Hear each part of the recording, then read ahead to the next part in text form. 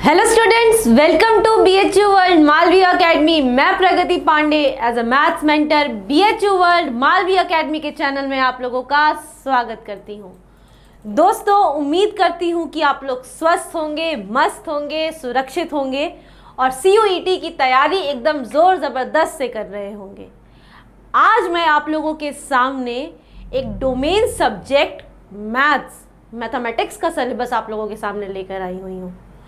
आज मैं ना BSc मैथ ना BSc AG इस तरीके से स्पेसिफिक सिलेबस नहीं बताऊंगी आप लोगों को। मैं आप लोगों को बताऊंगी डोमेन सब्जेक्ट का सिलेबस। किसका? मैथ्स का। ऑल्दो ये BSc मैथ्स और AG में ही पूछा जाता है, लेकिन अगर आपका मन है तो आप भी पढ़ सकते हैं इस मैथ्स को। अब बिल्कुल पढ़िए। और वो आपको किस तरीके से देखना है, यूनिवर्सिटी टू यूनिवर्सिटी डिपेंड करेगा कि यूनिवर्सिटी कौन से डोमेन सब्जेक्ट पे किस तरीके से कौन से सब्जेक्ट का एडमिशन ले रही है। उस पर डिपेंड करेगा कि कौन से कोर्स में किस सब्जेक्ट को आपको पढ़ना पड़ेगा, कौन से सब्जेक्ट का आपको एग्जाम देना पड़ेगा। ठीक, तो अगर आप लोगों को मैथ्स का एग्जाम देना है तो बिल्कुल पढ़िएगा इस मैथ्स को और मैथ्स के सिलेबस को ज़रूर देखिएगा। कुछ ही दिनों पहले NTA ने रिलीज़ किया है और एकदम ये स्पेसिफिक कहा है कि आप लोगों का जो सिलेबस होगा वो 12th की NCERT की किताब से होगा। तो मैंने भी देखा भैया कि मैंने भी खोला 12th की NCERT की किताब और देखना शुरू किया कि क्या क्या सिलेबस है आप लोगों का। तो मैंने ये पाया कि आधा से ज़्यादा जो चीज़ें हैं आप लोगों की, वो आधा से ज़्यादा नहीं कहेंगे लेकिन आधी चीज़ें आप लोगों की 11th से रिलेटेड है, जो बिना 11th पढ़े आप लोगों की हो ही नहीं सकती। अभी जब मैं आप लोगों को सिलेबस डिस्कस करूंगी तब आप लोग देखेंगे कि 11th की काफ़ी चीज़ें जो हैं आप लोगों की इस्तेमाल होंगी 12th करने में। तो अब इसका क्या मतलब होगा? उनको नहीं पढ़ेंगे हम लोग, उनको बिना पढ़े हम लोग 12th पढ़ लेंगे। तो भैया जब हम लोगों को बेसिक ही नहीं आएगा तो किस तरीके से हम लोग बड़े लेवल के क्वेश्चन सॉल्व करेंगे? तो बिना आप लोग उस बेसिक को पढ़े उस 12th लेवल के क्वेश्चन को सॉल्व नहीं कर सकते हैं। लेकिन अब इसका मतलब ये भी नहीं है कि हम लोग 11th के सिलेबस को भी पढ़ेंगे। 11th के सिलेबस को पढ़ेंगे तो भैया 2 महीने में हम लोगों का कोर्स कंप्लीट कभी नहीं होगा। और अगर हो भी जाएगा तो इतने हौच पौच तरीके से होगा कि आप लोग अपना रिवीजन नहीं कर पाएंगे और इस तरीके की पढ़ाई का कोई भी मतलब नहीं रह जाएगा। तो हम लोगों को क्या करना है भाई? हम लोगों को ये करना है, अब ये ऐसा भी नहीं है कि सारे के सारे टॉपिक्स आपके रिलेटेड हैं। 11th के सारे 12th के टॉपिक आपके 11th से रिलेटेड है। कुछ टॉपिक्स जो हैं आप लोगों के रिलेटेड हैं। तो अब हम लोग ये क्या करेंगे, जो टॉपिक्स रिलेटेड होंगे उन टॉपिक्स में पहले 11th की कुछ चीज़ें पढ़ाएंगे और फिर हम लोग 12th की और रुक कर लेंगे। ऐसे काम करेंगे तो हमारा सिलेबस भी हो जाएगा, काम भर का हम पढ़ भी लेंगे और हम लोगों का सारा समस्या दूर हो जाएगी। लेकिन ये बड़ा गलत किया है NTA ने, ये मैं भी बोलूँगी आप लोगों से कि बिना 11th के आप लोगों को 12th दे रहा है। बच्चे अभी खुश होंगे कि सिलेबस रिड्यूस हो गया, लेकिन मैं आप लोगों को बता दूं बच्चों, ये आप लोगों के फ्यूचर के साथ ना बिल्कुल भी ठीक नहीं हुआ है। जब आप लोग ग्रेजुएशन लेवल में आएंगे और पढ़ना शुरू करेंगे तब आप लोग पाएंगे कि 11th और 12th की दोनों की चीज़ों का कितना इस्तेमाल हो रहा है आप लोगों के ग्रेजुएशन में आगे आने वाले समय में। चलिए, लेकिन वो बात की बात है। अभी आप लोगों को क्या करना है, एंट्रेंस क्लियर करना है, तभी तो आप ग्रेजुएशन पढ़ने BHU, DU, JNU या कहीं भी जा सकते हैं, तभी तो जा पाएंगे आप लोग। तो हम लोग क्या करेंगे, पहले सिलेबस को देखते हैं और किस तरीके से होगा सिलेबस। चलिए अब उसकी ओर बढ़ते हैं। तो सबसे पहले मैं आप लोगों को बताऊं कि जो हमारा पहला टॉपिक है इसका, वो है हम लोगों का रिलेशंस एंड फंक्शन। ठीक, आप लोगों का जो सेट का टॉपिक है, सेट्स आप लोग, लेकिन वो 11th का टॉपिक है। अब वो है बेसिक टॉपिक सेट के बिना आप लोगों को रिलेशंस नहीं समझ में आएगा, ना फंक्शन समझ में आएगा। तो इसका मतलब है कि हम लोगों को सेट का कुछ नॉलेज होना चाहिए रिलेशंस एंड फंक्शंस पढ़ने के लिए। तो हम लोग क्या करेंगे, सेट्स को थोड़ा सा क्वेश्चंस नहीं सॉल्व करेंगे सेट्स के, क्योंकि अब सेट से रिलेटेड क्वेश्चंस नहीं आएंगे आप लोगों के, लेकिन सेट का इस्तेमाल ज़रूर होगा आप लोगों के रिलेशन एंड फंक्शन पढ़ने में, संबंध और फलन पढ़ने में। तो हम लोग क्या करेंगे, हम लोग थोड़ा सा सेट्स को पढ़ेंगे, फिर हम लोग रिलेशंस की और फंक्शंस की ओर रुख करेंगे। ऑल्दो रिलेशंस कुछ 11th में भी है, लेकिन बस नाम भर का है, कोई मतलब नहीं है उस रिलेशन का होने का, क्योंकि आधा से ज़्यादा चीज़ें आप लोगों के 12वीं की कक्षा की किताब में ही दी हुई है रिलेशंस की। तो पहले देख लेते हैं हम लोगों को रिलेशंस में क्या क्या पढ़ना है। देखिए, सबसे पहले तो रिलेशन होता क्या है, संबंध की परिभाषा क्या होती है आप लोगों की, वो पढ़ना है। फिर कुछ कुछ टर्म्स के बारे में पढ़ना है। जैसे डोमेन, रेंज, ये सब क्या होता है, प्रांत, परिसर और सहप्रांत, कोडोमेन, ये सब क्या होता है, इन सब की डेफिनेशन मात्र पढ़ना है। तो इससे आप लोगों को आसानी होगी इस करने में, रिलेशंस में, क्योंकि इन सब टर्म्स का इस्तेमाल होगा आप लोगों का। और फिर आप लोगों को कंपोजिट रिलेशन, इनवर्स रिलेशन, ये सब टाइप्स पढ़ने हैं आप लोगों के रिलेशन के। और ये सबसे इंपॉर्टेंट है आप लोगों का ये वाला पॉइंट, जिससे क्वेश्चंस बनता है आप लोगों का रिलेशन में। क्या है? टाइप्स ऑफ रिलेशन, जैसे कि transitive relation, reflexive relation, symmetric relation, equivalence relation, anti symmetric relation. जो ये सब रिलेशंस होते हैं ना आप लोगों के, ये कितने प्रकार के रिलेशंस होते हैं, ये सब चीज़ें आप लोगों को पढ़नी है यहाँ पे। ठीक, तो ये सब टॉपिक्स हैं आप लोगों के रिलेशंस के। अब हम लोग आगे चलते हैं और देखते हैं हम लोगों का फंक्शंस में क्या क्या पढ़ना है हम लोगों को। तो सबसे पहले भैया सबकी परिभाषा जानना हम लोगों को ज़रूरी है कि वो सब होते क्या है। इसकी परिभाषा जाने बिना हम लोग कुछ काम नहीं कर सकते। और फिर हम लोग देखेंगे टाइप्स ऑफ फंक्शन, जैसे कि दो तरीके के फंक्शंस होते हैं आप लोगों के, ट्रांसेंडेंटल फंक्शन और अलजेब्राइक फंक्शन। फिर उनके बारे में हम लोगों को सेपरेट तरीके से पढ़ना है। और मैं ये आप लोगों को बता दूं कि 11th का पोर्शन नहीं आ रहा है आप लोगों का, और 11th के पोर्शन में आप लोगों का सबसे ज़्यादा अलजेब्रा का पोर्शन था, और 12th के पोर्शन में आप लोगों का सबसे ज़्यादा कैलकुलस का पोर्शन है आप लोगों का। तो कैलकुलस का जो बेस होता है आप लोगों का, जो नीचे का एकदम बेस होता है, नींव होती है आप लोगों के घर की, वो होता है फंक्शंस। ठीक है, तो ये एकदम इंपॉर्टेंट, एकदम इंपॉर्टेंट, एकदम बड़ा बड़ा बोल्ड लेटर्स में इंपॉर्टेंट डालिए और इसको एकदम अच्छे से पढ़ना है। अब देखिए फंक्शंस में आप लोगों को सारे फंक्शंस पढ़ना है। ट्रिग्नोमेट्री फंक्शन पढ़ना है, लॉगरिथमिक फंक्शन पढ़ना है, एक्सपोनेंशियल फंक्शन पढ़ना है, ये सारे फंक्शंस पढ़ना है आप लोगों को। अब आप लोग बोलेंगे मैम ट्रिग्नोमेट्री तो चला गया लेकिन ट्रिग्नोमेट्री तो आ गया। तो मैं वही कहना चाह रही हूँ कि ट्रिग्नोमेट्री के बेसिक पॉइंट्स जो है आप लोगों को पता होने चाहिए। अब देखिए ट्रिग्नोमेट्री 11th का टॉपिक है आप लोगों का, तो आप लोगों को ट्रिग्नोमेट्री के ढेर सारे क्वेश्चंस नहीं लगाने हैं जैसे कि क्वेश्चंस लगाते हैं आप लोग ट्रिग्नोमेट्री को, कि ट्रिग्नोमेट्री के क्वेश्चंस काफ़ी डिफिकल्ट भी बनते हैं आप लोगों के। तो अब आप लोगों को क्या करना है, ट्रिग्नोमेट्री का समझना है, उसके फॉर्मूलाज देखने हैं, उसका डोमेन देखना है, उसका रेंज देखना है कि कहाँ कहाँ उसका डोमेन होता है, कहाँ कहाँ उसका रेंज होता है ट्रिग्नोमेट्री फंक्शन का, क्योंकि उसका इस्तेमाल आप लोगों का अभी भी होगा। ठीक, 11th के कुछ टॉपिक्स का आप लोगों का इस्तेमाल होगा। देखिए 11th में एक सीक्वेंस सीरीज टॉपिक होता है आपका, अनुक्रम और श्रेणी जिसे कहते हैं हम लोग हिंदी में, वो जो विषय, वो वाला जो टॉपिक होता है आप लोगों का, वो टॉपिक का ऑलमोस्ट हर समय इस्तेमाल होता है, क्योंकि आप लोगों को कुछ प्लस करने को आ ही जाता है, कुछ माइनस करने को आ ही जाता है, तो उसको हम लोग अलग से तो नहीं पढ़ेंगे, क्योंकि सीक्वेंस सीरीज अलजेब्रा का अभी तक का सबसे इंपॉर्टेंट टॉपिक था, अब वो गायब हो गया है। तब उसका हम लोग सिर्फ इस्तेमाल पढ़ेंगे जहाँ जहाँ आप लोगों को इस्तेमाल की ज़रूरत होगी। ठीक, जहाँ जहाँ आप लोगों को इस्तेमाल की ज़रूरत होगी उसका इस्तेमाल पढ़ेंगे हम लोग। ठीक, तो अब हम लोग को टाइप्स ऑफ रिलेशन पढ़ना है जिसमें मैंने आप लोगों को बताया, और फिर दो रिलेशन का कॉम्बिनेशन करते हैं हम लोग, तो क्या आता है ये देखिए, ये पूरा ही इसके पूरे के पूरे पॉइंट्स, एक एक टॉपिक इसका बहुत ज़्यादा इंपॉर्टेंट है। जितने भी इसके पॉइंट्स लिखे, इन्वर्स फंक्शन बहुत किसी का इन्वर्स कैसे निकालते हैं ये भी बहुत इंपॉर्टेंट है, और फंक्शन इवन कब है, ऑड कब है, इससे सवाल बनते हैं आप लोगों के। देखिए पर्टिकुलर फंक्शन टॉपिक से फंक्शन के भी सवाल बनेंगे आप लोगों के, और उसके अलावा भी आप लोगों के सवाल बनेंगे। ठीक, तो ये आप लोगों मतलब फंक्शन के अलावा भी और टॉपिक से भी आपके कैलकुलस आप लोग देखेंगे, अभी जब हम लोग डिस्कस करेंगे वहां पे आप लोग देखेंगे, इसीलिए मैं थोड़ा फंक्शन को एकदम आराम से हर चीज़ बताती जा रही हूँ आप लोगों का। फिर एक्सटेंशन ऑफ फंक्शन, इसका मतलब है कि जैसे कि हम लोग फंक्शंस को और तरीके से देखेंगे, जैसे कि ग्राफ से देखेंगे, इन सब तरीकों से देखेंगे, वहाँ पे ये चीज़ें पढ़ेंगे। और फिर पीरियोडिक फंक्शन पढ़ेंगे जो कि आप लोगों का आगे भी इस्तेमाल होगा, इंटीग्रेशन में देखिएगा बहुत इस्तेमाल होगा इसका, इवन फंक्शन का, ऑड फंक्शन का, इन सब का बहुत इस्तेमाल होगा आप लोगों के इंटीग्रेशन में। ठीक, चलिए ये टॉपिक इतना इंपॉर्टेंट नहीं है, एक्सप्लिट फंक्शन एंड इम्प्लिक्ट फंक्शन, ये टॉपिक इतना इंपॉर्टेंट नहीं है आप लोगों का, इससे सवाल नहीं पूछा जाता है आप लोगों का। और फिर ये बाइनरी ऑपरेशन, इससे एक दो सवाल आप लोगों का पूछा जाता है। ठीक है, कभी कभी अभी तक के जो BHU का पेपर आया है जो हम लोगों ने देखा है, लेकिन अब हम लोग कुछ भी प्रिडिक्ट नहीं कर सकते हैं कि कौन से टॉपिक से सवाल पूछा जा सकता है कि नहीं पूछा जा सकता। तो जो जो टॉपिक हम लोगों के हैं फंक्शंस में, ये सारे टॉपिक को आप लोग लिख लीजिए। ठीक, एक वो बना लीजिए, आप लोग नोट्स बना लीजिए। तो ये सब चीज़ें आप लोगों को किस में पढ़नी है, फंक्शंस में पढ़नी है आप लोगों को।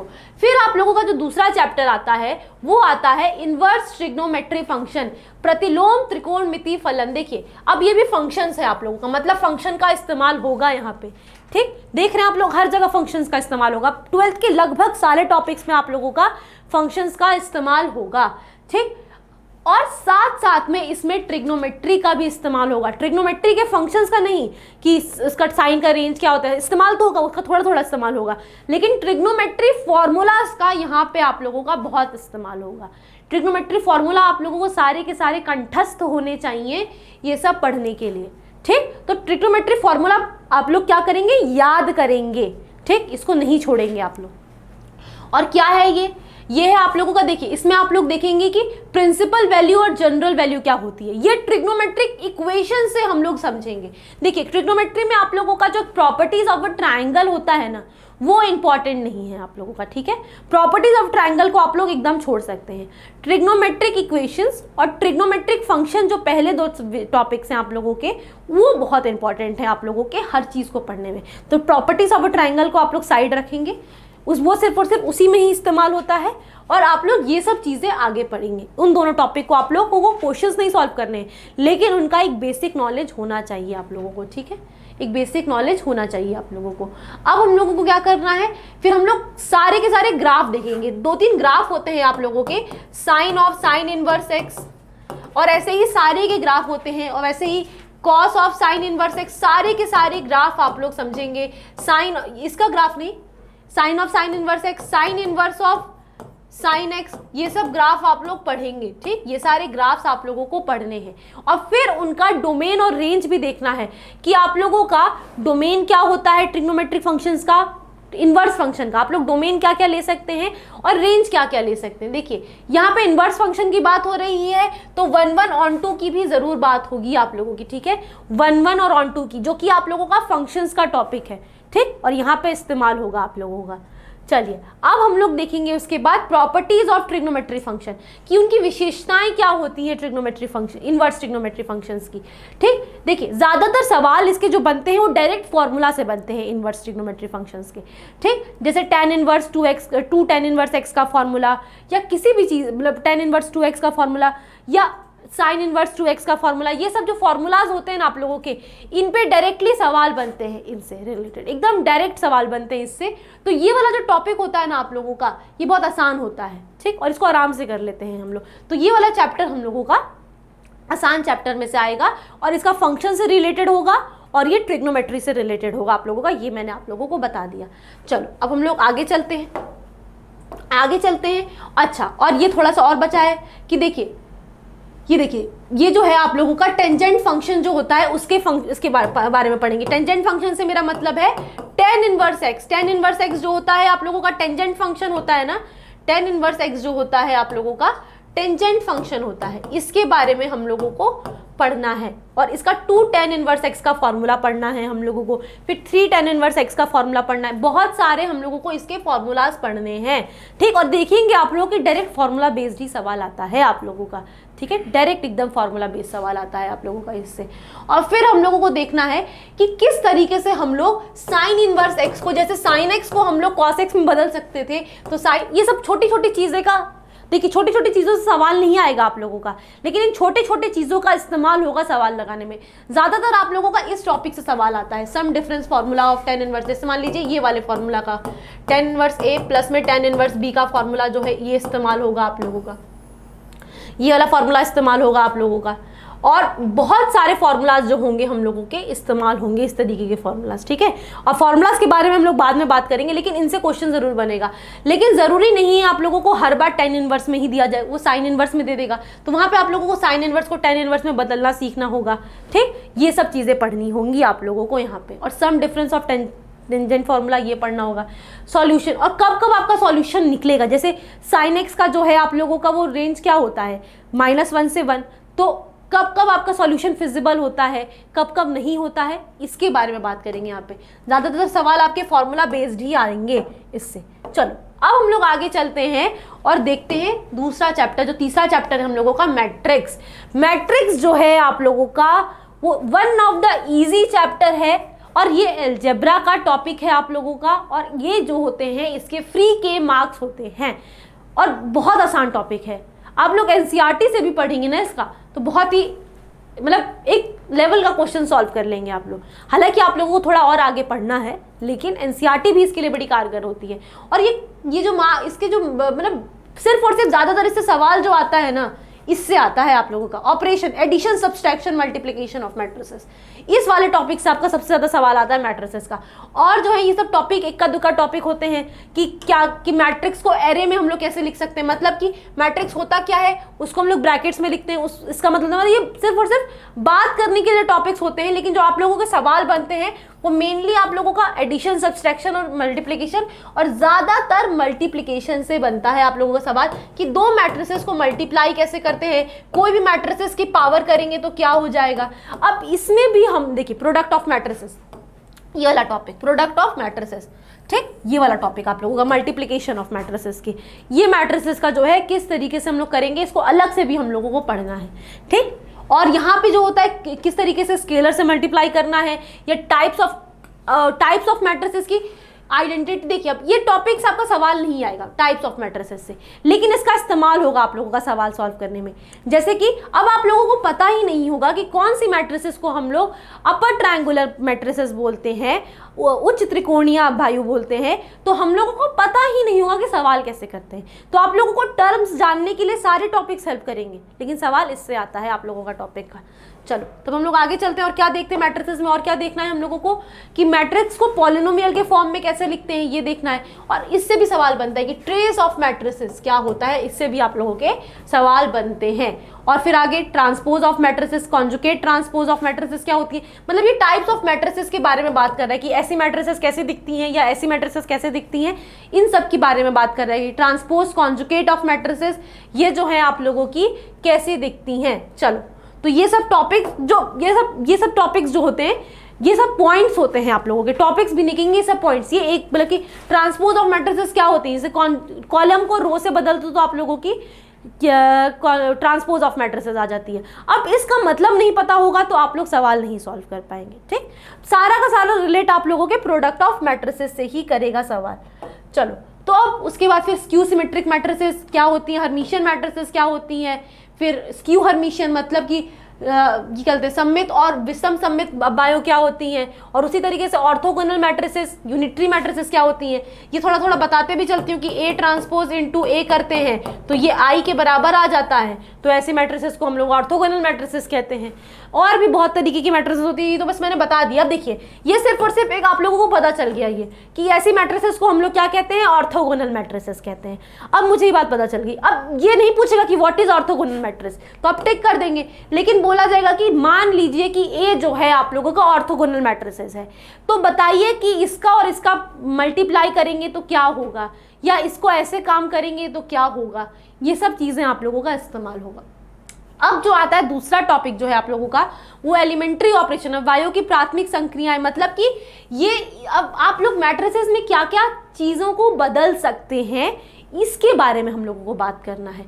जैसे कि आप लोग कोई भी दो रो को प्लस कर सकते हैं, कोई भी दो कॉलम को आप लोग प्लस कर सकते हैं मैट्रिसेस के। इन सब पॉइंट के बारे में हम लोगों को बात करना है इस टॉपिक में। और इस टॉपिक का इस्तेमाल आप लोगों का यहाँ नहीं होगा, कहाँ होगा आप लोगों का, इस वाले टॉपिक का इस्तेमाल। इस वाले टॉपिक का इस्तेमाल आप लोगों का डिटर्मिनेंट्स में होगा, सारणिक में होगा। और ये जो है डिटर्मिनेंट निकालने का आप लोगों का जो डिटर्मिनेंट निकालने का जो क्वेश्चन होता है कि इसका डिटर्मिनेंट निकालिए, इस क्वेश्चन का डिटर्मिनेंट निकालिए, कोई भी दे देगा मैट्रिसेस, उसका डिटर्मिनेंट निकालिए आप लोग, वहाँ पे आप लोगों का उस एलिमेंट्री ऑपरेशन का इस्तेमाल होगा। क्योंकि ये आप लोगों का कैलकुलेशन जो है आप लोगों का जोड़ घटाना कम करेगी प्रॉपर्टीज ऑफ मैट्रिसेस। आंसर आपका उसके बिना भी आएगा, लेकिन आप लोगों का उसका इस्तेमाल होकर जब आंसर आएगा तो आप लोगों का सही से आंसर आएगा, ठीक। इसीलिए हम लोग उसका इस्तेमाल एकदम अच्छे से ध्यान से सीखेंगे, ठीक। अब जो है हम लोगों को डिटर्मिनेंट, देखिए डिटर्मिनेंट आप लोगों का सिर्फ और सिर्फ स्क्वायर मैट्रिसेस का निकलता है। अब देखिए मैंने स्क्वायर मैट्रिसेस एक टर्म इस्तेमाल किया, वो आप लोग देखेंगे टाइप्स ऑफ मैट्रिसेस में। देखिए इनका क्वेश्चन नहीं आएगा आप लोगों का, लेकिन एक टर्म के बारे में आप लोगों को पता होना चाहिए, तभी आप लोगों का इस्तेमाल हो पाएगा, ठीक। तो कौन कौन से ऑर्डर का देखना है हम लोगों के सिलेबस में, ऑर्डर 1 का है, ऑर्डर 2 का है, ऑर्डर 3 का है, ऑर्डर 4 का भी पूछ लेता है आप लोगों से, 4x4 का भी आप लोगों से पूछ लेता है ऑर्डर, लेकिन उसका मतलब ज़्यादा नहीं आता है आप लोगों को, लेकिन हम लोग 4x4 तक के ऑर्डर का पढ़ेंगे, ठीक, 4x4 तक के ऑर्डर का पढ़ेंगे। और फिर देखेंगे कुछ डिटर्मिनेंट की प्रॉपर्टीज़, इस प्रॉपर्टीज़ की मदद से भी हम लोग क्या करते हैं, डिटर्मिनेंट को और आसानी से सॉल्व कर सकते हैं, ठीक। हमारा अल्टीमेट गोल यही होगा कि डिटर्मिनेंट को अच्छे से सॉल्व करें, आसानी से सॉल्व करें, क्योंकि इसके सवाल आते हैं कि इस कोई भी मैट्रिसेस का डिटर्मिनेंट निकालिए, ये सवाल बड़ा अच्छा इंटरेस्टिंग रहता है। ना सिर्फ इसको बोर्ड्स प्रेफर करता है इन सब तरीके के सवाल देने को, बल्कि आप लोगों के एंट्रेंस एग्जाम भी प्रेफर करते हैं, ठीक है। तो इसको अच्छे से पढ़ना है हम लोगों को, इस टॉपिक को। और फिर देखेंगे कि एप्लीकेशन क्या होता है, जैसे कि एरिया निकालने में, ये सब निकालने में आप लोगों का कहीं बहुत जगह इस्तेमाल होता है आप लोगों का। और देखेंगे मैट्रिसेस का इस्तेमाल जो होता है आप लोगों का, और डिटर्मिनेंट्स का जो इस्तेमाल होता है आप लोगों का, वो आप लोगों का वहाँ पे भी होता है, क्या बोलते हैं, वेक्टर्स के टॉपिक्स में भी आप लोगों का इस्तेमाल होता है, ठीक। यहाँ पे और देखिए, इस कहीं भी आप लोग देख रहे हैं कि सीक्वेंस सीरीज की बात नहीं आई, लेकिन यहाँ पे ना 11th के कुछ फार्मूलाज का इस्तेमाल होगा यहाँ पे, जैसे सीक्वेंस एंड सीरीजेस का जो फार्मूलाज होते हैं, एपी का सम क्या होता है, जीपी का सम क्या होता है, क्वेश्चन इस तरीके से डिजाइन ही किया जाता है आप लोगों का कि उसके बिना आप लोगों का काम नहीं चलेगा। अच्छे क्वेश्चंस जो होते हैं उसमें 11th का इस्तेमाल होता है आप लोगों का, ठीक। तो उसको भी हम लोग देखेंगे, ठीक। अभी आप लोग देखेंगे प्रोबेबिलिटी, जब हम लोग देखेंगे तब आप लोगों का 11th के बहुत सारे टॉपिक्स का इस्तेमाल होगा। फिर हम लोगों को देखिए, ये भी बहुत इंपॉर्टेंट है आप लोगों का, adjoint and inverse of matrices, इससे भी आप लोगों का बहुत सवाल बनता है। इनवर्स ऑफ मैट्रिसेस कौन सी कंडीशन पे एग्जिस्ट करती है, कौन सी कंडीशन पे एग्जिस्ट नहीं करती है, सिंगुलर मैट्रिक्स क्या होती है, नॉन सिंगुलर मैट्रिक्स क्या होती है। जब डिटर्मिनेंट ए जो होता है वो 0 होता है तो उसको सिंगुलर कहते हैं, determinant A not equals to 0 होता है तो इसको हम लोग नॉन सिंगुलर कहते हैं। थोड़ा थोड़ा मैं बताते भी जा रही हूँ, देखिए ये सिर्फ पॉइंट है आप लोगों का, लेकिन इनका इस्तेमाल जरूर होगा कि जब मैट्रिसेस सिंगुलर नहीं होती हैं, नॉन सिंगुलर होती हैं, तभी आप लोगों का जो उसका है वायु का जो है आप लोगों का इन्वर्स एग्जिस्ट करता है आप लोगों का, ठीक है, तभी आप लोगों का इन्वर्स एग्जिस्ट करता है। और जो मैट्रिसेस का डिटर्मिनेंट नॉन जीरो होता है उसको हम लोग इन्वर्टिबल मैट्रिसेस कहते हैं। ये सब छोटे छोटे पॉइंट्स हैं आप लोगों के, इन सब पॉइंट का इस्तेमाल होगा आप लोगों को क्वेश्चन सॉल्व करने में, ठीक। और एप्लीकेशन ऑफ डिटर्मिनेंट तो भैया हर जगह इस्तेमाल होगा, इसका इस्तेमाल एप्लीकेशन ऑफ डिटर्मिनेंट का इस्तेमाल आप लोगों का उसमें होगा, क्या बोलते हैं, वेक्टर्स में होगा, 3D में होगा। जब आप लोग निकालेंगे वेक्टर ट्रिपल प्रोडक्ट, ये सब जब निकालेंगे ना तब आप लोगों का इस्तेमाल होगा वहाँ पे। चलो अब हम लोग आगे चलते हैं और देखते हैं, अब हम लोगों का आ गया कैलकुलस। जय श्री राम, बच्चों का एकदम डर आ गया यहाँ पे, यहाँ से आप लोगों का आ जाता है कैलकुलस और बच्चे बोलते मैम सर मुझे भैया इससे दूरी रखिए। लेकिन अब आप लोगों को इससे दूर नहीं रहना है, क्योंकि आधा से ज़्यादा सिलेबस आप लोगों के कैलकुलस का ही है यहाँ पे। और मैं आप लोगों को बताती चलूँ, यहाँ पे आप लोगों के फंक्शंस का बहुत इस्तेमाल होगा। आप लोग लिमिट निकालेंगे, कंटिन्यूटी निकालेंगे, डिफरेंशिएबिलिटी निकालेंगे। किसकी निकालेंगे? फंक्शंस की निकालेंगे। तो फंक्शंस का आप लोगों को ज्ञान होना चाहिए, ठीक है, फंक्शंस का ज्ञान जो है आप लोगों को होना चाहिए। मैं आप लोगों को बताती चलूँ, आप लोगों के 12th के सिलेबस में लिमिट नहीं है, सीमा जो है वो नहीं है आप लोगों के 12th के सिलेबस में। लेकिन हम लोग जब कंटिन्यूटी एंड डिफरेंशिएबिलिटी को पढ़ते हैं तो बिना लिमिट के पढ़ ही नहीं सकते हैं, बिना लिमिट के हम लोगों से नहीं पढ़ाई होगी कंटिन्यूटी एंड डिफरेंशिएबिलिटी की। हम लोगों को पढ़ना ही पड़ेगा लिमिट, तभी हम लोग कंटिन्यूटी बता सकते हैं। कोई भी फंक्शन कब कंटिन्यूअस होगा, उसका लिमिट एग्जिस्ट करेगा तभी वो कंटिन्यूअस होगा। उसका डिफरेंशिएबिलिटी में भी लिमिट का इस्तेमाल होगा। तो ये ऐसा टॉपिक है लिमिट जिसको नहीं छोड़ा जा सकता, इसको पूरा पूरा पढ़ना पड़ेगा, ठीक। तो ये आप लोगों का एक टॉपिक एक्स्ट्रा पूरा का पूरा पढ़ना पड़ेगा आप लोगों को। फिर उसकी कंटिन्यूटी एंड डिफरेंशिएबिलिटी, इन तीनों से ही आप लोगों के सवाल आते हैं। ये पूरा चैप्टर ही और इन तीनों से ही सवाल आते हैं। और स्पेसिफिक आप लोगों को ज़्यादातर लॉगरिथमिक फंक्शन को और एक्सपोनेंशियल फंक्शन को पढ़ना है, ठीक है, ज़्यादातर e की पावर x और log x। क्यों आप लोगों को इसके डिफरेंशियल के बारे में पढ़ना है? क्योंकि जैसे मान लीजिए आप लोगों का कोई फंक्शन है f(x), उसकी पावर कर देते हैं g(x) और इसको डिफरेंशिएशन करने को बोला जाता है, तो वो इन दोनों की मदद से ही होता है। ठीक है। तो इसका इस्तेमाल काफ़ी होता है आप लोगों का कि इसको डिफ्रेंशिएट करो। तो कैसे डिफ्रेंशिएट करोगे? इन log x और e की पावर x की मदद से आप लोग करते हो। तो ये वाले तरीके, इस वाले पॉइंट को आप लोगों को एकदम अच्छे से पढ़ना है, ठीक। और फिर वही डिफ्रेंसिएशन सीखना है आप लोगों को। देखिए इस टॉपिक से सवाल आता है आप लोगों का, कैलकुलस के टॉपिक से। अब तो देखिए सबसे ज़्यादा वेटेज आप लोगों का कैलकुलस ले लेगा, सबसे ज़्यादा वेटेज, सबसे ज़्यादा आप लोगों का कैलकुलस ही आएगा। और आप लोगों के थोड़ा सा पोर्शन मैं आप लोगों को पढ़ाऊंगी पेड क्लासेस में कैलकुलस, और मैक्सिमम पोर्शन आपको धर्मजीत सर पढ़ाएंगे, उनसे भी आपका जल्द मुलाकात हो जाएगा और आप देखेंगे कि बहुत अच्छे से आपको कैलकुलस पढ़ाया जाएगा, ठीक, एकदम आसानी से। और बिल्कुल भी डरना नहीं है कैलकुलस का, जो हवा मन में बैठा है उसको एकदम फेंक देना है। चलो, और उसके बाद फिर हम लोग देखेंगे, देखिए कुछ फंक्शंस जो होते हैं उनको हम लोग अलग तरीके से लिखते हैं। जैसे मान लीजिए x को मैंने t के टर्म में लिख लिया और y को भी मैंने t के टर्म में ले लिया, फिर मैं इनका डिफरेंशिएशन t के टर्म में करके और x और y के टर्म में किस तरीके से लाऊंगी, इसमें हम लोग सीखेंगे। Derivative of function in parametric form, ठीक है, पैरामेट्रिक फॉर्म, ठीक। प्राचलिक रूपों में अवकलज, डेरिवेटिव हम लोग किस में करेंगे, उनका दूसरे तरीके से उनको लिख के फिर उसका डेरिवेशन करेंगे, ठीक। इसमें हम लोग ये चीज़ सीखेंगे। और उसके बाद फिर अगर एक बार डेरिवेशन करते हैं तो उसको dy बाई डी एक्स कहते हैं, 2 बार करते हैं तो D square by D x करते हैं, और वैसे ही आप लोग डिफरेंशिएशन कर सकते हैं। अब मैं आप लोगों से ये नहीं कह सकती हूँ कि कौन से टॉपिक से यहाँ पे सवाल आएगा। ज़्यादातर आप लोगों का डायरेक्ट जो है आप लोगों का ये लिमिट निकालने का सवाल बहुत आता था अभी तक, सबसे ज़्यादा आप लोगों का यही आता था। फिर कंटिन्यूटी कि ये फंक्शन कंटिन्यूअस है कि नहीं है, ये सवाल आता था आप लोगों का, डिफरेंशिएबल है कि नहीं है। और इन सब पॉइंट्स का आप लोगों का इन तीनों को निकालने में इस्तेमाल होता था आप लोगों का, छोटा छोटा इस्तेमाल होता था, जैसे डेफिनेशन की बात कर रही थी। लेकिन अब कहा नहीं जा सकता है कि क्या सवाल आएगा, ठीक। अब जो है आप इसका जो, और इसका सबसे इंपॉर्टेंट टॉपिक है मीन वैल्यू थ्योरम। इसमें आप लोगों को 2 तरीके की थ्योरम पढ़नी है, रोलेंस थ्योरम और लैग्रांजेस थ्योरम। ये जो है आप लोगों का एकदम बेस है, और इन 2 थ्योरम का जो इस्तेमाल है वो आप लोगों का डिफरेंशिएशन और कंटिन्यूटी ये इसी निकालने में ही आएगा, क्योंकि चैप्टर का नाम ही है आप लोगों का कंटिन्यूटी एंड डिफरेंशिएबिलिटी, तो ना इसी के निकालने में आएगा, लेकिन अलग तरीके से निकालने के काम आएगा। और आप लोग जो है इसको ग्राफ की मदद से भी सीखेंगे। और ग्राफ हम लोग कौन से टॉपिक में पढ़ेंगे, फंक्शंस के टॉपिक में हम लोग ग्राफ्स को पढ़ेंगे, ठीक है, फंक्शंस के टॉपिक में हम लोग ग्राफ्स को पढ़ेंगे, ठीक। तो वहाँ पे हम लोग सीखेंगे इसको। तो यहाँ पे फंक्शन का इस्तेमाल होगा इसमें, और इससे भी आप लोगों के सवाल बहुत आते हैं, इस वाले टॉपिक से भी, ठीक है। तो ये आप लोगों का इनऑल रहा कंटिन्यूटी एंड डिफरेंशिएबिलिटी। नाम आप लोगों का कंटिन्यूटी एंड डिफरेंशिएबिलिटी है, लेकिन इसको आप लोग पढ़ेंगे लिमिट, कंटिन्यूटी एंड डिफरेंशिएबिलिटी, क्योंकि लिमिट जो है आप लोगों का इसका बेस है, इसका नींव है इस चैप्टर का, ठीक।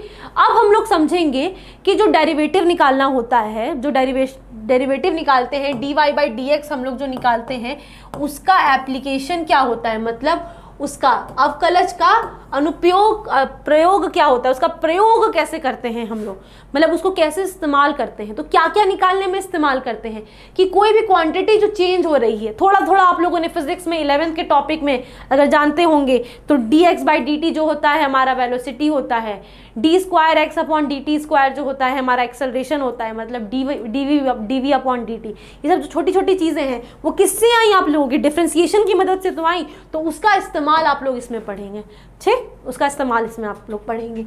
और फिर कोई भी फंक्शन इंक्रीजिंग है या डिक्रीजिंग है, ये हम लोग डिफरेंशिएशन के माध्यम से ही निकालेंगे। किसी का भी टेंजेंट या नॉर्मल हम लोग, टेंजेंट या नॉर्मल हम लोग कोई भी कर्व का किसकी मदद से निकालेंगे, डिफरेंशिएशन की मदद से निकालेंगे। कोई भी उसमें एरर आ रहा है, छोटा सा एरर आ रहा है, वो किसकी मदद से निकालेंगे, डिफरेंशिएशन की मदद से निकालेंगे। कोई भी फंक्शन का मैक्सिमम वैल्यू या मिनिमम वैल्यू किसकी मदद से निकालेंगे, डिफरेंशिएशन की मदद से निकालेंगे, ठीक। ये सब चीज़ें हम लोग डिफरेंशिएशन की मदद से निकालेंगे। ज़्यादातर आप लोगों का ये मैक्सिमम, मिनिमा और इंक्रीजिंग डिक्रीजिंग फंक्शन से क्वेश्चन पूछता है, ठीक। ये दोनों टॉपिक से आप लोगों का इसमें सवाल अभी तक पूछा जाता है, ठीक। अब आगे नहीं पता है किससे पूछा जाएगा, वो तो भैया सिर्फ और सिर्फ एनटीए वालों को ही पता है, लेकिन हम लोगों को सारे टॉपिक्स इसके पढ़ने हैं एप्लीकेशन ऑफ डेरिवेटिव के। चलो तो हम लोग आगे चलते हैं और नेक्स्ट देखते हैं। जो हमारा नेक्स्ट है इंटीग्रेशन, थोड़ा सा समाकलन। इंटीग्रेशन जो है हम लोग का थोड़ा सा लेंदी है लेकिन आसान है। लेंदी होते हैं लेकिन हम लोगों के आसान टॉपिक्स होते हैं, उनको आराम से हम लोग कर सकते हैं। तो क्या पढ़ेंगे हम लोग? सबसे पहला पढ़ेंगे कि जो आप लोग देखेंगे कि जो डिफरेंशिएशन, जैसे प्लस का उल्टा क्या होता है? माइनस, मल्टीप्लाई का डिवाइड, वैसे ही डिफरेंशिएशन का जो उल्टा होता है आप लोगों का वो होता है इंटीग्रेशन। ठीक है, क्या होता है आप लोगों का? इंटीग्रेशन होता है आप लोगों का। इसको देखेंगे और ये जो है बेस है इंटीग्रेशन का, किस तरीके से करेंगे। ठीक, ज्यादातर सवाल आप लोगों को एक पर्टिकुलर इंटीग्रेशन दे देता है, उससे करा जाता है। अब उसको कोई भी इंटीग्रेशन दे दिया आप लोगों को, अब उस इंटीग्रेशन को आप लोग किस किस मदद से सॉल्व करेंगे। देखिए, अब वो इंटीग्रेशन किसी भी मदद से आप लोग सॉल्व कर सकते हैं।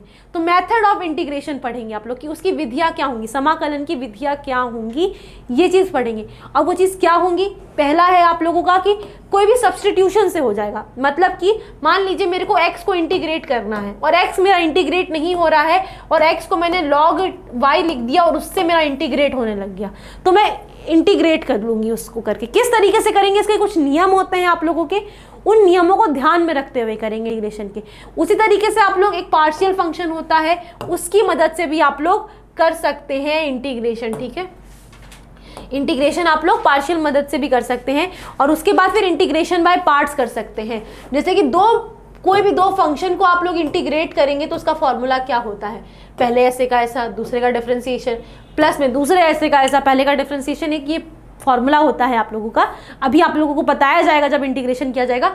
और मैं बता दूं आप लोगों को, इन सारे की मदद से आप लोग कोई भी इंटीग्रेशन सॉल्व कर सकते हैं। तो ये सिर्फ और सिर्फ एक मेथड है, प्रक्रिया है, बहुत छोटी छोटी प्रक्रिया है, इनकी मदद से आप लोग सीखेंगे इंटीग्रेशन किस तरीके से सॉल्व होती है आप लोगों की। ठीक है, छोटी छोटी प्रक्रिया है। और उसी तरीके से कि इर्रेशनल फंक्शन का इंटीग्रेशन निकालना सीखेंगे। देखिए, इंटीग्रेशन आप लोगों का एक आ जाता है, अब वो उसमें साइन फंक्शन भी आ जाता है, साइन इनवर्स फंक्शन भी आ जाता है, मतलब इनवर्स फंक्शन भी आ जाता है, इर्रेशनल फंक्शन भी आ जाता है। तो ये सब आप लोगों का वो क्वेश्चंस जो होता है आप लोगों की बड़े वैरायटी बन जाती है इसमें, लेकिन आप लोगों को इंटीग्रेशन करने के लिए दिया जाता है तो वो हो जाता है थोड़ा लेंदी प्रोसेस करके। इन सब मेथड्स का इस्तेमाल करते करते आप लोगों को आराम से हो जाता है। और जो ये होता है आप लोगों का दूसरा निश्चित समाकलन, मतलब डेफिनेट इंटीग्रल, ये थोड़ा सा छोटा टॉपिक है, मतलब कि इसमें ज़्यादा लेंदी नहीं लगता है क्योंकि इसमें प्रॉपर्टीज़ लग जाती हैं कुछ डिफरेंट इंटीग्रेशन की, और उससे आराम से सवाल हो जाता है आप लोगों का।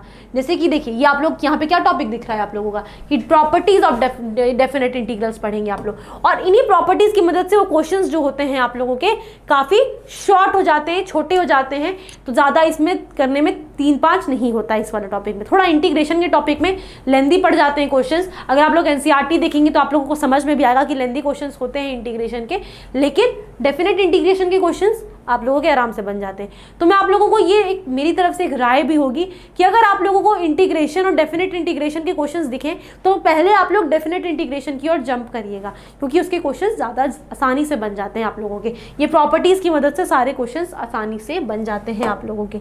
चलो, अब आप लोगों का आएगा एप्लीकेशन ऑफ इंटीग्रेशन, मतलब कि जैसे आप लोगों ने डिफरेंशिएशन का इस्तेमाल सीखेंगे वैसे ही आप लोग समाकलन का भी उपयोग सीखेंगे। कि कोई भी मान लीजिए कोई भी कर्व है, और ये देखिए ऐसे ही कर्व, जैसे मान लीजिए ये मैंने बनाया एक ऐसा कुछ भी कार्टेशियन कोऑर्डिनेट पे कर्व, तो ये एक्स एक्सिस से कितना एरिया निकाल रहा है, मतलब जो इस एरिया को कहते हैं हम लोग इंटीग्रेशन। तो यही एरिया निकालना सीखेंगे, ठीक है ना, कि आप लोग सिंपल कर्व्स के अंदर एरिया कितना होगा, उनका क्षेत्रफल कितना होगा, वो इंटीग्रेशन की मदद से निकालना सीखेंगे। और दो कर्व हो गए, मान लीजिए ऐसा एक कर्व हुआ, एक ऐसा कर्व हुआ, तो देखिए जैसे कि ये कर्व हुआ और ये दूसरा कर्व हुआ, तो इसके बीच में दो एरिया बचा ना, तो इस एरिया को भी आप लोग इंटीग्रेशन की मदद से निकालना सीखेंगे। ठीक, तो ये आप लोग देखेंगे, दो चीज़ें आप लोग इंटीग्रेशन का एरिया की मदद से सीखेंगे आप लोग। ठीक, अब चलो हम लोग आगे चलते हैं और देखते हैं हमारा दूसरा टॉपिक, सबसे आसान टॉपिक कैलकुलस का, अवकलन समीकरण मतलब डिफरेंशियल इक्वेशन। ठीक है, सबसे आसान टॉपिक, थोड़ा सा इसमें इंटीग्रेशन इस्तेमाल होगा, थोड़ा सा डिफरेंशिएशन इस्तेमाल होगा, और दोनों को मिला के हम सिकंजी पी जाएंगे। मतलब कि हम लोग आसानी से इस टॉपिक को कवर कर लेंगे। बहुत इजी टॉपिक है आप लोगों का। और आप लोगों को देखिए बहुत सारी चीज़ें होती हैं, लेकिन आप लोगों को पता है क्या पढ़ना है, बस आप लोगों को पढ़ना है फर्स्ट ऑर्डर फर्स्ट डिग्री का इक्वेशन के बारे में पढ़ना है, सिर्फ और सिर्फ प्रथम कोटि और प्रथम घात के बारे में पढ़ना है। फर्स्ट भी होता है, सेकंड भी होता है, ये आप लोग ग्रेजुएशन में पढ़ेंगे, लेकिन यहाँ पे सिर्फ फर्स्ट ऑर्डर फर्स्ट डिग्री, मतलब आसानी होगा ना। ठीक, और सिर्फ और सिर्फ एक फॉर्मूला होता है डिफरेंशियल इक्वेशन का, उसकी मदद से सारे सवाल हो जाते हैं। बस इनका इस्तेमाल होता है कि अच्छा इसका मतलब पता होना चाहिए कि आपका कोटि क्या होती है, ऑर्डर क्या होता है, और डिग्री क्या होती है, घात क्या होता है, ये सब पॉइंट आप लोगों को बस पता होनी चाहिए। ठीक है, तो इसके मदद से आप लोग आराम से सवाल कर सकते हैं। ठीक, आराम से सवाल कर सकते हैं। उसके बाद फिर क्या है हमारा कि किस तरीके से हम लोग कोई भी इक्वेशन से डिफरेंशियल इक्वेशन को फॉर्म कैसे करते हैं, इसको समझेंगे। देखिए बहुत ही आसान टॉपिक है, बहुत पर्टिकुलर सवाल के इसमें सवाल बनते हैं, ज़्यादा वैरायटीज़ नहीं बन पाती हैं इसमें सवाल की, तो बहुत ही आसान तरीके से हम लोग इस टॉपिक को कर लेंगे। ठीक है, और फिर जनरल एंड पर्टिकुलर सॉल्यूशन, व्यापक और विशिष्ट हल। कि देखिए जब आप लोग इंटीग्रेशन करते हैं तो एक सी कांस्टेंट आता है, तो वो अगर सी कांस्टेंट ले लिया तो वो जनरल सॉल्यूशन हो गया, और उस सी की वैल्यू किसी मदद से हम लोगों ने निकाल ली तो वो मेरा पर्टिकुलर सॉल्यूशन हो गया। इसी के बारे में बात करेंगे। ठीक, इसके बारे में यहाँ पे ऐसे बात करेंगे। उसके बाद आएगा हम लोगों को, देखिए ये बहुत छोटे छोटे टॉपिक्स हैं आप लोगों के। ऑर्थोगोनल, देखिए geometrical and physical application of integration, मतलब क्या बोलते हैं कि इसका इस्तेमाल क्या होगा। तो यहाँ पे आप लोगों का जो ये होगा ना ज्योमेट्रिकल एंड फिजिकल एप्लीकेशन, कि इसका एप्लीकेशन, इसका उपयोग कैसे होगा, वो इसमें पढ़ेंगे हम लोग। इससे ज़्यादा सवाल नहीं आते हैं आप लोगों के।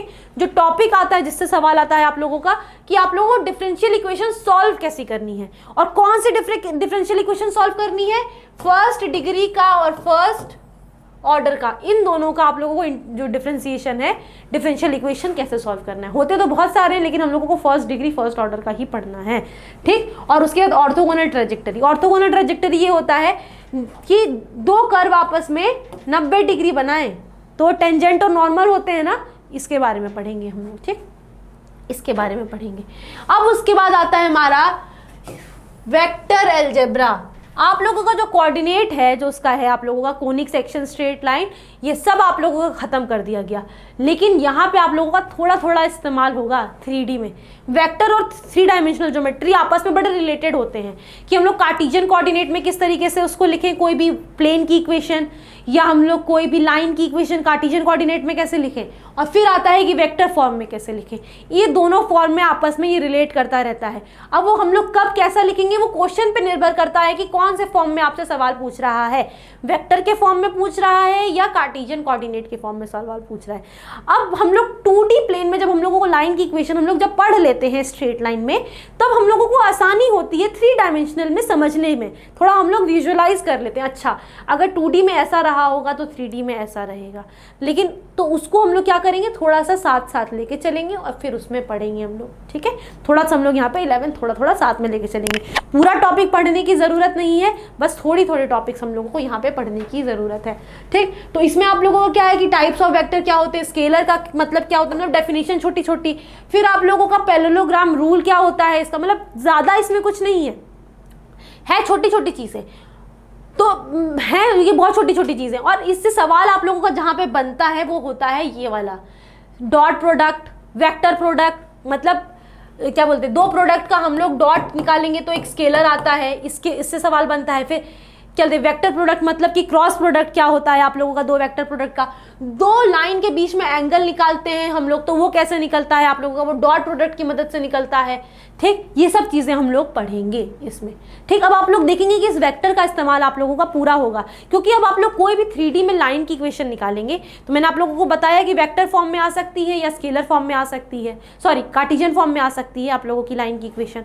तो वो जो ये चीज़ है आप लोगों की, वो इससे समझेंगे। तो वेक्टर अगर आप लोगों को पता नहीं होगा तो आप लोग यहाँ पे नहीं समझ पाएंगे इस 3D में आप लोग इसका इस्तेमाल।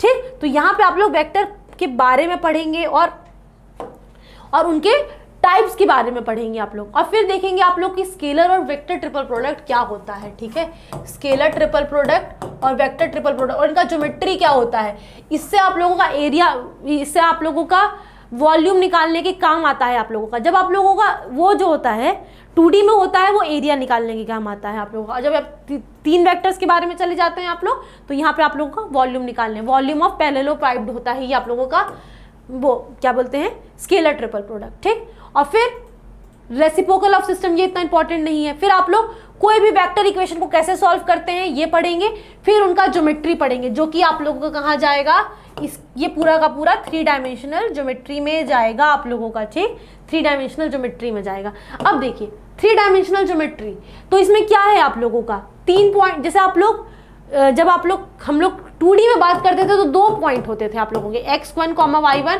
और x2, y2, 2 पॉइंट होते थे। अब यहाँ पे आप लोगों के 3 पॉइंट होंगे। जैसे हम लोग डिस्टेंस निकालते थे 2 पॉइंट का, वैसे यहाँ पे भी डिस्टेंस निकालेंगे, लेकिन 3 पॉइंट्स में निकालेंगे। सेक्शन फॉर्मूला हम लोग ने 10th क्लास में पढ़ा हुआ है, ठीक, जैसे हम लोग निकालते थे वैसे ही यहाँ पे भी निकालेंगे, बस 3 पॉइंट हो जाएंगे। फिर ये देखिए डायरेक्शन कोसाइन और डायरेक्शन रेशियो के बारे में पढ़ेंगे, दोनों आपस में बड़े रिलेटेड है, दोनों आपस में जो है वो काफ़ी रिलेटेड है। मैं आप लोगों को ये नहीं बताना चाह रही हूँ कि सवाल जो है आप लोगों के कौन से टॉपिक से ज़्यादा आएंगे। जो अभी तक का ट्रेंड कर रहा था वो अब आगे ट्रेंड करेगा कि नहीं करेगा, इनसे ज़्यादा हम लोग ज़्यादा बोल नहीं सकते हैं इसके बारे में, क्योंकि इसके क्वेश्चंस अच्छे बन जाते हैं वेक्टर 3D के। लेकिन आप लोगों का जो टॉपिक्स, कुछ टॉपिक्स में से पर्टिकुलर सवाल ही बनते हैं, तो उन टॉपिक को हम लोग बता सकते हैं। जैसे डिफरेंशियल इक्वेशन में आप लोगों को क्या पूछेगा, फर्स्ट ऑर्डर फर्स्ट डिग्री का इक्वेशन निकालने को ही पूछेगा। मैट्रिसेस में क्या पूछेगा, प्रोडक्ट ऑफ मैट्रिसेस, ज़्यादा क्वेश्चन आप लोगों के कहीं बन ही नहीं सकते। डिटर्मिनेंट में क्या पूछेगा आप लोगों को, सॉल्व करना सीखेंगे आप लोग, ठीक है, डिटर्मिनेंट वहाँ पे। तो कुछ टॉपिक से आप लोगों का पर्टिकुलर टाइप के ही क्वेश्चन बनते हैं, और कुछ टॉपिक से आप लोगों के काफ़ी वेराइटीज ऑफ क्वेश्चन बन सकते हैं, ठीक। और यहाँ पे आप लोग देखेंगे, आप लोग सीखेंगे कोई भी 2 लाइन के बीच में एंगल कैसे निकालते हैं। इन सब से आप लोगों का सवाल पूछा जा चुका है अभी तक। 2 लाइन के बीच की शॉर्टेस्ट डिस्टेंस क्या होती है। अब ये आप लोगों का एक टॉपिक लिख दिया प्लेन, लेकिन ये काफ़ी इंपॉर्टेंट टॉपिक है आप लोगों का। अब इसमें बड़ी वेराइटीज होती है कि आप लोगों को 2 पॉइंट, एक नॉर्मल दे दिया और फिर एक पॉइंट दे दिया, तो आप लोग प्लेन की इक्वेशन कैसे निकालेंगे। एक आप लोगों को लाइन पैरेलल टू प्लेन दे दिया, एक पॉइंट दे दिया, तो कैसे निकालेंगे। मतलब अलग अलग तरीके से आप लोग प्लेन की इक्वेशन कैसे निकालेंगे, ये चीज़ आप लोगों को यहाँ पे देखनी है। बहुत तरीके की आप लोगों की प्लेन की इक्वेशन होती है, अलग अलग चीज़ें गिवन होंगी, तो अलग अलग तरीके से आप लोगों की प्लेन की इक्वेशन भी निकलेंगी, ठीक। और फिर आप लोग देखेंगे कि एंगल बिटवीन 2 प्लेन्स क्या होता है, 2 एंगल के, इन सब से आप लोगों का डायरेक्ट सवाल बन जाता है। कुछ टॉपिक से आप लोगों का एकदम डायरेक्ट सवाल बनता है, और एकदम डायरेक्ट फार्मूला बेस्ड सवाल बनता है। बड़े छोटे फार्मूलाज हैं और आराम से निकल जाता है। अब क्या पूछेगा ये चीज़ कन्फर्म नहीं है, लेकिन बड़े डायरेक्ट फार्मूलाज होते हैं, बहुत ही आसान फार्मूलाज होते हैं आप लोगों के इसमें। अब आप लोग जब पढ़ेंगे ये चैप्टर तब आप लोग समझेंगे इसमें। तो ये एंगल बिटवीन 2 प्लेन्स निकालने के लिए कि 2 प्लेन के बीच में एंगल कैसे निकलता है, ये चीज़ सीखेंगे आप लोग। फिर एक लाइन और प्लेन के बीच में एंगल क्या होता है, ये चीज़ सीखेंगे। फिर देखिए, जैसे कि आप लोग थोड़ा सा, आप लोग यहाँ पे स्ट्रेट लाइन का आप लोगों का इस्तेमाल होगा कि जब हम लोग एक पढ़ते थे कि एक पॉइंट से एक लाइन की इक्वेशन क्या होती थी, अब यहाँ पे आप लोग पढ़ेंगे कि एक पॉइंट से एक प्लेन की इक्वेशन क्या हो रही है। बस यहाँ पे थोड़ा सा फॉर्मूला जो है वो थोड़ा एक्सटेंड हो जाएगा, तो थोड़ा कहीं ना कहीं आप लोगों के 11th के टॉपिक टच करेंगे आप लोगों को, लेकिन उसके बिना भी आपका काम हो जाएगा इस चैप्टर में। चलो हम लोग आगे चलते हैं और देखते हैं। अब तक हम लोग लीनियर प्रोग्रामिंग जो है बच्चों को नहीं पढ़ाते थे, लेकिन इस बार आप लोगों का सिर्फ और सिर्फ 12th का सिलेबस सिर्फ और सिर्फ आ रहा है, तो 12th का सिलेबस और छोटा हो गया। 40 सवाल आएंगे आप लोगों को 40 सवाल करने हैं इसमें, तो ये यहाँ से भी पूछा जा सकता है आप लोगों का, ठीक। आप लोगों का यहाँ से भी पूछा जा सकता है। इसमें आप लोगों को कुछ तामझाम नहीं करना है, टॉपिक्स लिख लीजिए आप लोग क्या क्या टॉपिक्स हैं इसमें।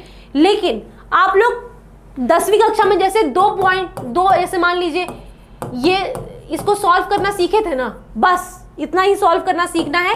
और इनकी लाइन की इक्वेशन आप लोगों को ग्राफ पे प्लॉट करना सीखना है, बस इतना सीख लेंगे आप लोग, उसके बाद आप लोगों का काम बन जाएगा, ठीक। इतने से ज़्यादा नहीं सीखना है, 1-2 क्लास में आप लोगों का ये बड़े आराम से हो जाएगा टॉपिक, ठीक है। लिख लीजिए क्या क्या टॉपिक्स आप लोगों को इसमें पढ़ने हैं, लेकिन इसमें ज़्यादा आप लोगों को काम नहीं करना है इसमें, ठीक। इसका आगे आप लोगों को ग्रेजुएशन में बहुत इस्तेमाल होगा, और अगर आप लोग आगे और फर्दर मैथमेटिक्स को लेके जाएंगे तो रिसर्च भी इसके बारे में, इसमें बहुत बड़े मैथमेटिशियन इस पर रिसर्च भी करते हैं। काफ़ी अच्छा टॉपिक है ये आप लोगों का लीनियर प्रोग्रामिंग, ठीक। लेकिन अभी के लिए आप लोगों को ज़्यादा इसके बारे में नहीं पढ़ना है, 2 इक्वेशन को सॉल्व करना सीखना है, उससे ज़्यादा आप लोगों को नहीं देखना है, ठीक। और अब आप लोगों का आता है प्रोबेबिलिटी, प्रायिकता, ये अलजेब्रा का आप लोगों का टॉपिक है। अब मैं आप लोगों को बता दूं इसमें क्या क्या इस्तेमाल होगा, क्या क्या आप लोगों को 11 का टॉपिक इसमें ज़रूरत है निकालने का। सबसे इंपॉर्टेंट और सबसे महत्वपूर्ण टॉपिक, इसके बिना ये चैप्टर पढ़ना बेकार है, एकदम व्यर्थ है, मत ही पढ़िए इससे अच्छा इस चैप्टर को मत पढ़िएगा अगर ये चीज़ नहीं पढ़ी। और ये आप लोगों का PNC मतलब परमुटेशन एंड कॉम्बिनेशन 11 का टॉपिक है, और ये हम लोगों को लगभग पूरा पढ़ना पड़ेगा, लगभग पूरा पढ़ना पड़ेगा। इसको पढ़ने के लिए। मैं आप लोगों को बताती चलूँ, लगभग पूरा पढ़ना पड़ेगा इसको पढ़ने के लिए। तो पहले हम लोग क्या करेंगे, इसको पढ़ेंगे, फिर हम लोग इस पे जाएंगे। दूसरा आप लोग का जो टॉपिक इस्तेमाल होगा, सेट्स, ठीक है। बिना सेट्स को पढ़े भी इसको पढ़ने में याद थोड़ी पढ़ने में मुश्किल आएगी, हालांकि पढ़ जाएंगे लेकिन इसको पढ़ने में मुश्किल आएगी। उसके बाद स्टैटिस्टिक्स आप लोगों को पढ़ना पड़ेगा इसको पढ़ने के लिए, क्योंकि आप लोग मीन डेविएशन, स्टैंडर्ड डेविएशन ये सब निकालना सीखेंगे। तो उसको पढ़ने के लिए आप लोगों को स्टैटिस्टिक्स के कुछ टर्म, मीन, मोड, मीडियन, ये सब इस्तेमाल आना चाहिए। और वो किसका टॉपिक है, आप लोगों का 11th का टॉपिक है। लेकिन मैं इतना जानती हूँ कि आप लोगों को इतना आता है अगर आप लोग यहाँ पे पढ़ते हैं तो, ठीक है।